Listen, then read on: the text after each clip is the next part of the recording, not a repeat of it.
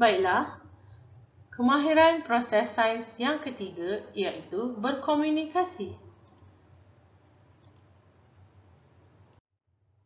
Baiklah, kemahiran berkomunikasi ialah menerima, memilih, menyusun dan mempersembahkan maklumat atau data dalam bentuk tulisan, lisan, jadual, graf, rajah atau model.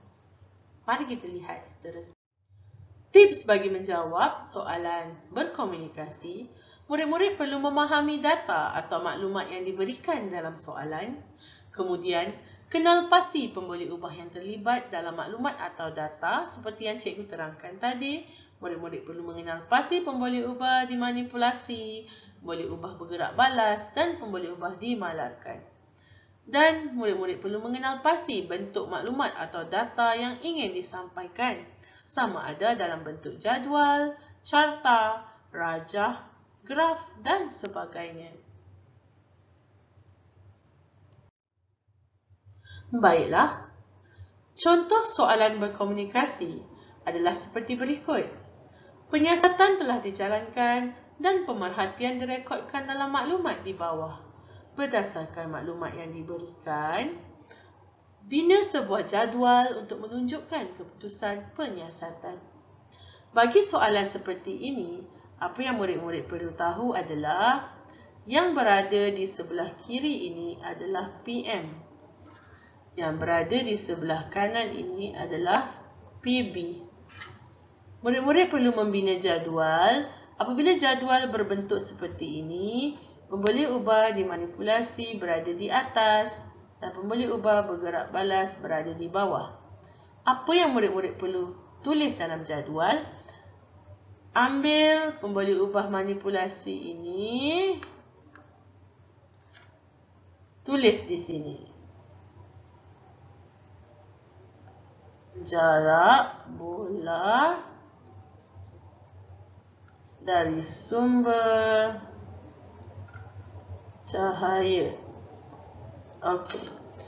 Ambil unit di sini iaitu sentimeter dan murid masukkan dalam kurungan. Kemudian di kotak ini masukkan angka-angka ini di sini mengikut aturan 30, 40 dan 50.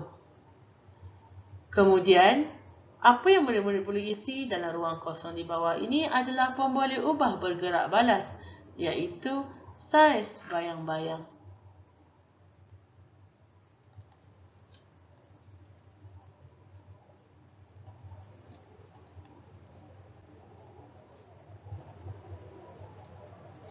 Okey, sama juga murid-murid perlu ikut urutan yang atas ke bawah. Besar, sederhana dan kecil. Okey. Ini adalah cara untuk murid-murid membina sebuah jadual. Okey. Setengah soalan meminta murid membina carta palang. Jadi pastikan murid-murid melihat dan membaca betul-betul soalan tentang apa yang perlu murid-murid lakukan. Baiklah, mari kita lihat. Kemahiran yang seterusnya adalah mentafsir data. Apa itu mentafsir data? Mentafsir data ialah membuat pernyataan tentang maksud data atau pola serta dapat menyatakan hubungan antara pemboleh ubah berdasarkan maklumat yang dikumpulkan serta tujuan penyiasatan dijalankan. Mari kita lihat bagaimana murid-murid akan menjawab soalan yang berkaitan mentafsir data.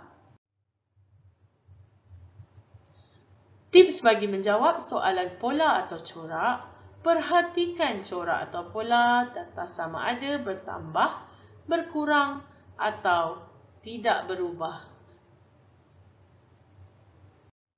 Baiklah, berikut merupakan contoh soalan bagi kemahiran mentafsir data. Jadual 14 menunjukkan perubahan suhu air apabila 100 ml air dititihkan dan dibiarkan di atas meja bilik sains selama 60 minit. Baiklah, lihat jadual di sini. Perkara pertama yang murid-murid boleh lihat adalah kenal pasti pemboleh ubah. Di atas ini ialah pemboleh ubah manipulasi dan di bawah adalah pemboleh ubah bergerak balas. Baik, kemudian soalan pertama, apakah corak perubahan suhu air dalam penyiasatan ini? Apabila mendapat soalan tentang corak, murid-murid perlu tahu bentuk pola di dalam jadual. Di sini murid-murid boleh lihat pola bagi pemboleh ubah bergerak balas semakin berkurang, manakala pola bagi pemboleh ubah manipulasi semakin bertambah. Jadi, perubahan suhu. Apabila disoal corak perubahan suhu, lihat perubahan suhu semakin berkurang. Jadi, jawapan murid hanya perlu tulis berkurang.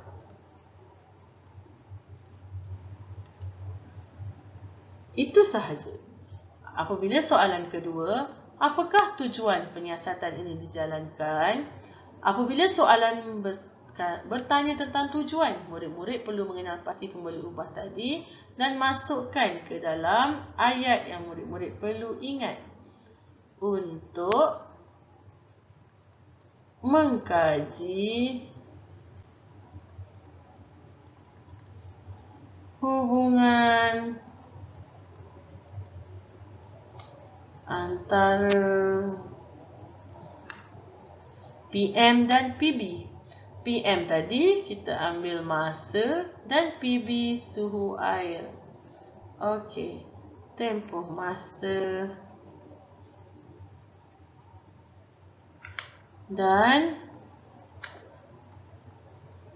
suhu air. Itu sahaja cara untuk menjawab soalan mentafsir data. Okey, murid-murid perlu ingat ayat yang berubah di sini, perkataan yang berubah hanyalah tempoh masa dan suhu air. Murid-murid perlu gantikan dalam mengikut penyiasatan yang dilakukan, hanya gantikan dengan PM dan PB. Manakala corak pula, perlu lihat data yang telah diberikan. Baiklah, selamat mencuba dan menjawab tugasan yang diberikan. Terima kasih.